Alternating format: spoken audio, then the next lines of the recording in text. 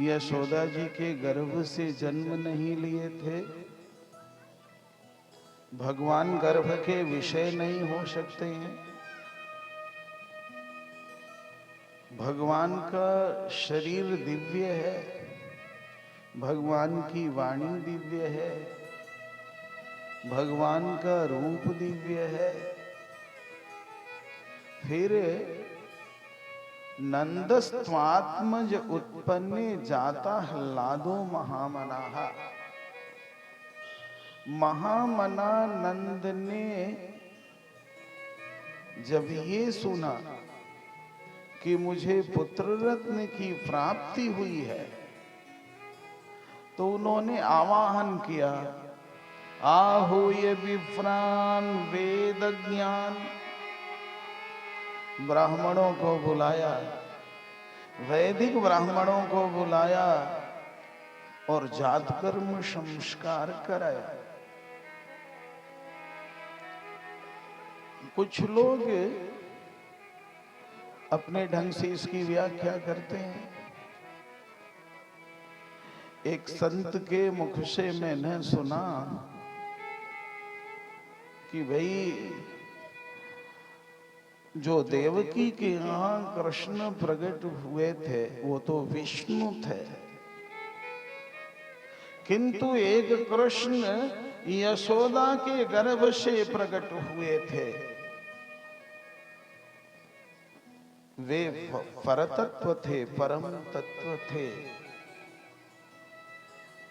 अब वो संत सुना रहे थे, कथा कह रहे थे कि वसुदेव जी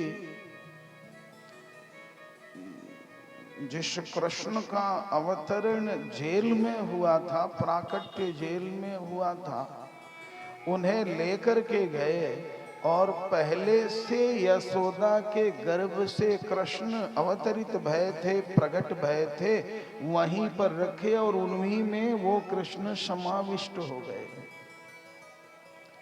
और जब जाने लगे वृंदावन से, तो यशोदा से कृष्ण जो प्रकट हुए थे सो तो वृंदावन में ही रह गए, पाद मेकम न गच्छति।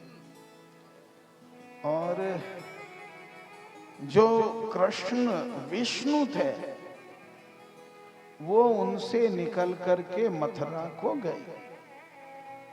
भाई जहां न पहुंचे रवि वहां पहुंचे कवि। अब जिस आचार्य ने इन बातों को लिखा है और उनके अनुयायी उसे कहते हैं, मैं किसी का खंडन मंडन तो नहीं करता हूं, लेकिन ये बातें उचित नहीं प्रतीत होती। हमें तो लगता है कि जिस आचार्य ने ऐसा कहीं अपनी टीका में लिखा है वो कृष्ण स्वरूप में निष्ठा बनाने के लिए, वृंदावन में निष्ठा बनाने के लिए ये बातें कही हो, लेकिन कभी ऐसा हो नहीं सकता। यदि ऐसा हो नहीं सकता तो नंदस्त्वात्मज उत्पन्न, आत्मज उत्पन्न हुआ। आत्मज माने हमारा लड़का जन्म लिया है।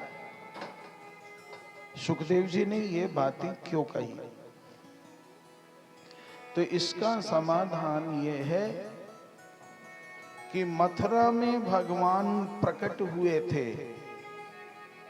और गोकुल में भगवान जन्म लिए थे। ये बातें कैसे हो सकती है? तो मथुरा में देवकी वसुदेव ने भगवान को चतुर्भुज रूप में दर्शन किया था। तमद्भुतम बालकम अम्बुजक्षणम चतुर्भुजम शंख गदायुधायुधम श्रीवत्सलक्ष्मं गलशोभिकौस्तुभं पीतांबरम सांद्रपयोध सौभगम महार्हवैदूर्य किरीट कुंडल त्विषा परिक्स्वप्त सहस्र कुंतलम उद्दाम कांच्याङ्गद कंकणादिभिः विरोचमानं वसुदेव ऐक्षत। किंतु जब नंद बाबा ने देखा तो भगवान चतुर्भुज रूप में नहीं दिखाई पड़े। योग माया का ऐसा प्रभाव रहा कि उस योग माया के प्रभाव में यशोदा को पता ही नहीं चल पाया कि लड़का हुआ या लड़की हुई। यशोदा वो सप्तशती में आया है, नंद गोप गृहे जाता यशोदा गर्भ संभवा। जो कन्या उत्पन्न हुई थी यशोदा जी के गर्भ से, वो कब गई,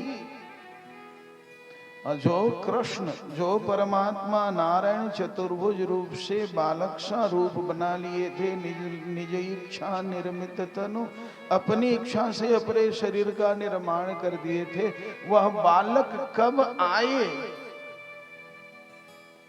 ये पता नहीं चल पाया था यशोदा को, न पता चल पाया था नंद को। नंद बाबा महामना है, महामनस्वी हैं। जब भगवान आ गए और यशोदा जी की तंद्रा समाप्त हुई, उनकी चेतना पुनर्लौट करके आई, तो उन्होंने देखा कि बालक हुआ है।